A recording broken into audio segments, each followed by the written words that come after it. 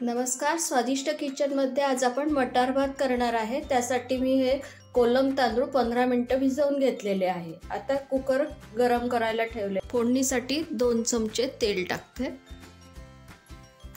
1 चमचा मोहरी चांगली तडतडली की आपण जिरं टाकू। अर्धा चमचा जिरं, कढीपत्ता, तेजपान, 2 लवंगा आणि 2 मिरे व पातळ चिरून घेतलेला कांदा,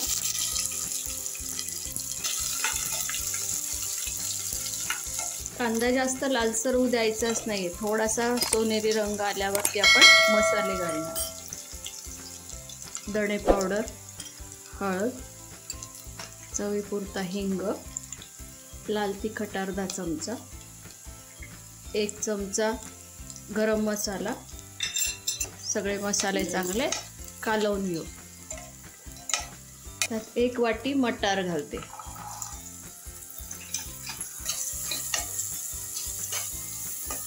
त्याच वाटीने तांदूळ घेतलेला होता मी टाकून घेऊ।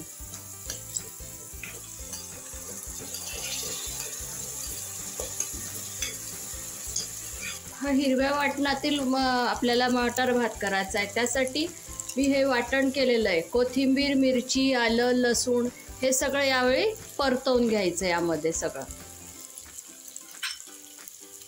त्याचा स्वाद नंतर टाकलं की छान लागतं।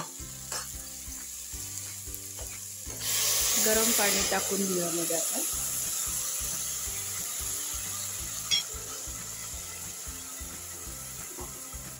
पाणी टाकून चांगलं एकसारखं कालवून घेऊ। कुकरला झाकण लावून आता आपण 2 शिट्ट्या करून घेऊ। 15 मिनिटं आपले तांदूळ भिजलेले आहे, त्यामुळे 2 शिट्ट्या पुरेसे आहेत।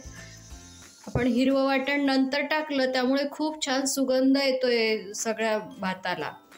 2 शिट्ट्या झालेल्या आहेत, वाफण गेलेली। आता आपण भात तळू।